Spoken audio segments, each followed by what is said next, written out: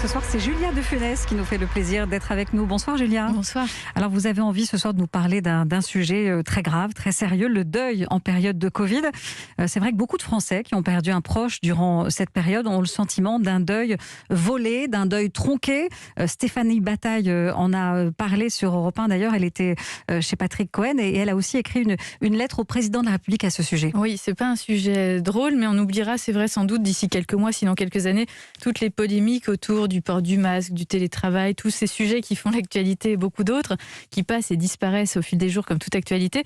Mais on n'oubliera pas la manière qu'on aura eu de gérer les défunts. Vous employez le mot « gérer ». Oui, j'aime pas ce mot, mais je dis gérer parce que les deuils de cette période n'auront malheureusement pas tant fait l'objet de soins que de gestion.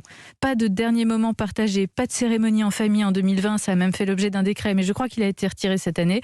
Pas de visite possible en cellule d'isolement, quand bien même ce sont les dernières heures du souffrant.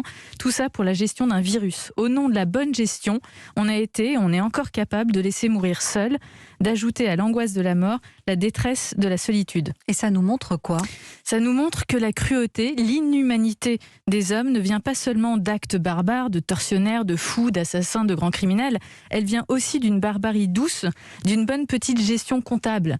Celle qui résonne en termes logiques. C'est logique d'isoler, c'est logique de restreindre le nombre de personnes aux funérailles, c'est logique de ne pas voir, de ne pas toucher, de ne pas s'approcher. Ça se comprend vu le contexte. Oui, c'est logique et ça se comprend, mais c'est inhumain. Alors, quel est votre éclairage philosophique, Julia, sur le sujet ? Cette manière de faire est à rapprocher, à mon sens, de ce qu'Hannah Arendt appelait la banalité du mal. C'est un concept qu'elle a théorisé dans Eichmann à Jérusalem. Elle en parlait évidemment à propos d'Eichmann et de l'industrialisation de la mort par les nazis, qui en est l'exemple suprême et comparable évidemment à aucun autre. Je ne fais pas de comparaison historique, ce serait indécent.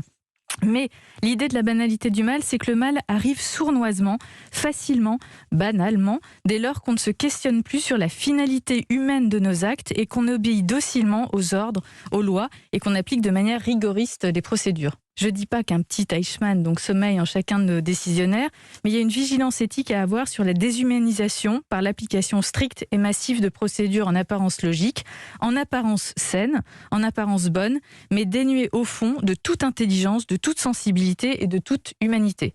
En fait, c'est une période bien paradoxale qu'est la nôtre, celle qui, au nom du soin, ne prend pas soin de l'essentiel, ce qui fait notre humanité. Déshumanisation qui a été très dure à vivre aussi, il faut le dire, par nos soignants. C'était la carte blanche signée Julia de Funès. Merci Julia. Merci beaucoup.